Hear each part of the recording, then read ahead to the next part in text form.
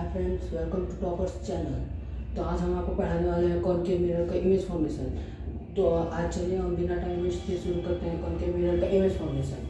तो हमारा पहला फॉर्मेशन होता है ये। तो हमें इमेज फॉर्मेशन पढ़ने से पहले 4 लॉज पढ़ाए गए हैं, जिसमें और मैं ये लॉज आपको दूसरे टीचर्स की तरह नहीं पढ़ाऊँगा, मैं आपको बहुत बढ़िया तरीके से पढ़ाऊँगा।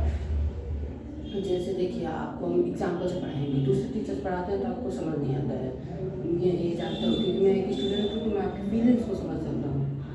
एक ये प्रिंसिपल एक्सिस होता है कॉनकेव मिरर पे, आप जैसे यहाँ पे देख सकते हैं एक प्रिंसिपल एक्सिस है और ये एक कॉनकेव मिरर है जिसपे एक प्रिंसिपल एक्सिस है जो कि मिरर का मिड पॉइंट होता है।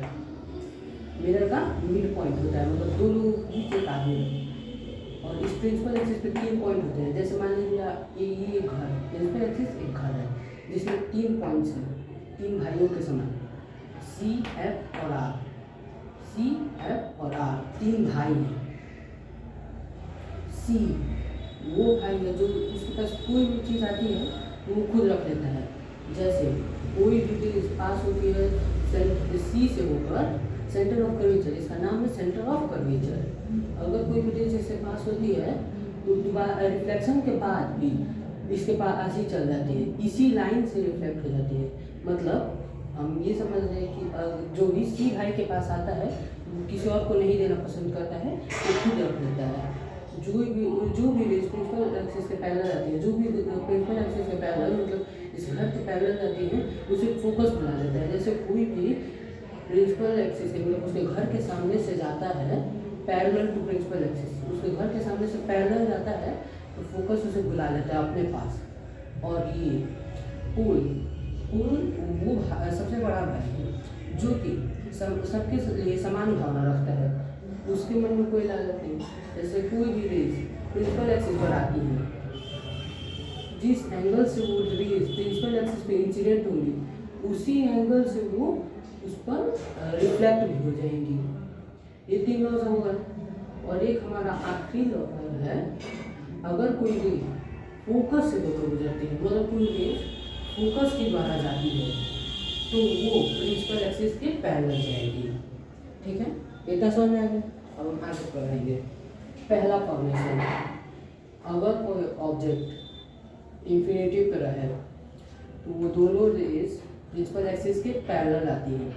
अभी हमने क्या पढ़ा था, कोई भी रेज प्रिंसिपल एक्सिस के पैरेलल आए, कोई भी रेज प्रिंसिपल एक्सिस के पैरेलल आएंगी तो वो फोकस से होकर गुजरेंगे। और जहाँ पे 2 रेज मिलती हैं वहाँ पे इमेज फॉर्मेशन होता है। तो इंफिनिटी का ऑब्जेक्ट है तो 2 रेज पैरेलल आ रही हैं जो कि आगे चलकर फोकस पर मिल रही हैं, तो हमारा इमेज फोकस बनेगा। और दोनों रेज फोकस पर मिल रही है इसीलिए हमारा इमेज पॉइंट साइज बनेगा और छोटा होगा, डिमिनिश्ड इसको कहते हैं। छोटा मतलब डिमिनिश्ड हम उसको कहते हैं। और उसका पोजीशन होगा टुवर्ड्स द मतलब मिरर के सामने।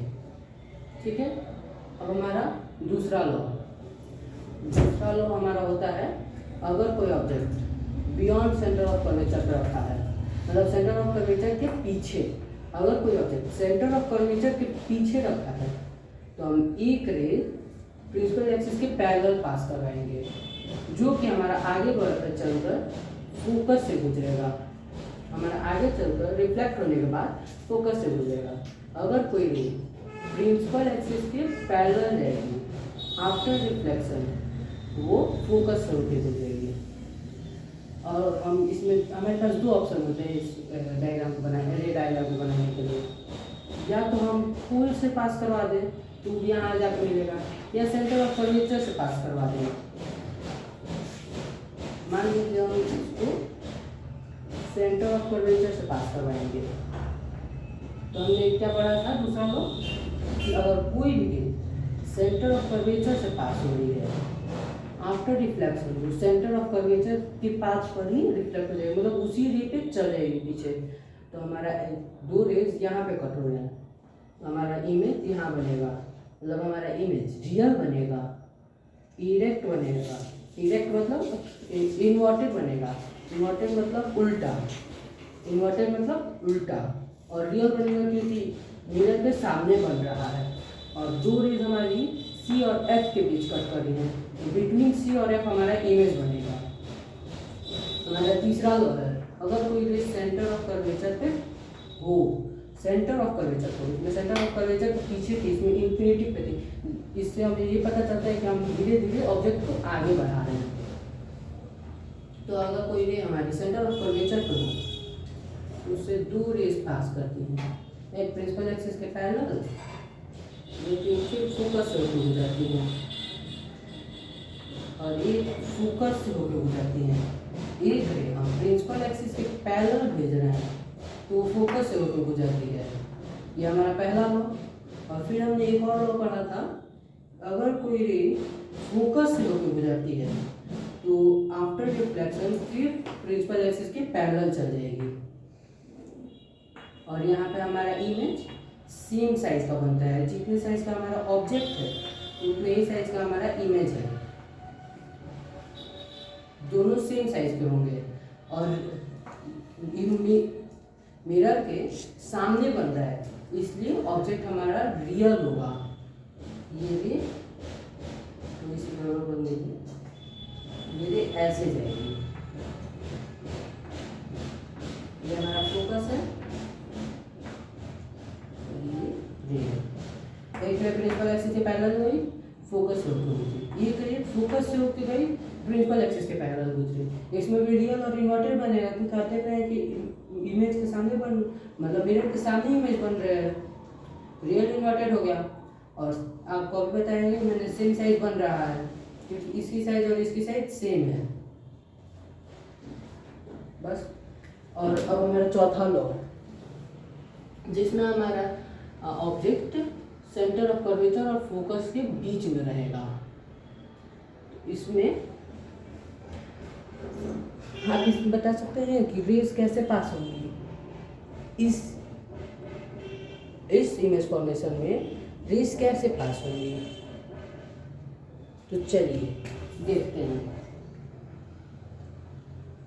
हमारा एक रेस जिसमें पैरेलल ऑफ तो प्रिंसिपल एक्सिस जाएगा जो कि फोकस से होकर गुजरेगा, ठीक है, और एक रे हमारा पोल से होकर जाएगा, हमारा एक रे पोल से होकर जाएगा, हम उसको पोल पे इंसिडेंट करवाएंगे। हमारा सेंटर ऑफ कर्वेचर और फोकस के बीच, सी और एफ के बीच ऑब्जेक्ट है जिससे दो रेस पास हो रही हैं, एक प्रिंसिपल एक्सिस से पैरेलल जो कि फोकस से होकर गुजर रही है, एक रे पोल पे जा रही है।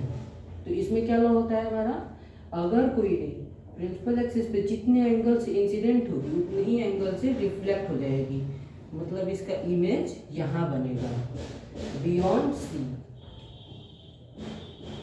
इसका इमेज हमारा यहाँ पे बनेगा, और ये भी मिरर के सामने है तो इसलिए हमारा रियल और इन्वर्टेड, और इस ऑब्जेक्ट से ये इमेज बड़ा है, आप देख सकते हैं इस ऑब्जेक्ट से ये इमेज बड़ा दिख रहा है, ठीक है। हमारी दो रेस पास हुई हैं, एक प्रिंसिपल एक्सिस पैरेलल और एक ऑब्लिक इंसिडेंट। ऑब्लिक इंसिडेंट मतलब पोल पे जो रेस पास होती है उसे हम ऑब्लिक इंसिडेंट कहते हैं, मतलब जो पोल से होके जाती है जो रेस उसे हम ऑब्लिक इंसिडेंट कहते हैं। अच्छा, ये तो हम पांचवा केस देखेंगे। अगर कोई ऑब्जेक्ट फोकस पे है, वो फोकस पे है, एक रे हम प्रिंसिपल एक्सिस के पैरेलल पास करवाएंगे और एक रे हम पोल से होकर पास करवाएंगे। इसका इमेज हमारा इंफिनिटी पे बनेगा क्योंकि ये दोनों रेस पैरेलल हैं। ये फोकस, ये प्रिंसिपल एक्सिस के पैरेलल जा रही है और ये ऑब्लिक इंसिडेंट हो रहा है, ठीक है। ये ऑब्लिक इंसिडेंट हो रहा है और ये प्रिंसिपल एक्सिस के पैरेलल जा रही है, पोल पे जाके मिल रहा है और ये फोकस से जा रहा है, रिफ्लेक्ट हो रहा है। और ये दोनों रेस जो रिफ्लेक्ट हो रही है ये दोनों एक दूसरे के पैरेलल हैं, इसलिए हम मानते हैं कि इमेज हमारा जो बनेगा वो जाके इन्फिनिटी पे बनेगा। और इसमें भी रियल इन्वर्टेड होता है क्योंकि हम मान रहे हैं कि मिरर के सामने बन रहा है, भले वो इन्फिनिटी पे बन रहा है लेकिन बन रहा है, इन्फिनिटी पे ही सही लेकिन बन रहा है।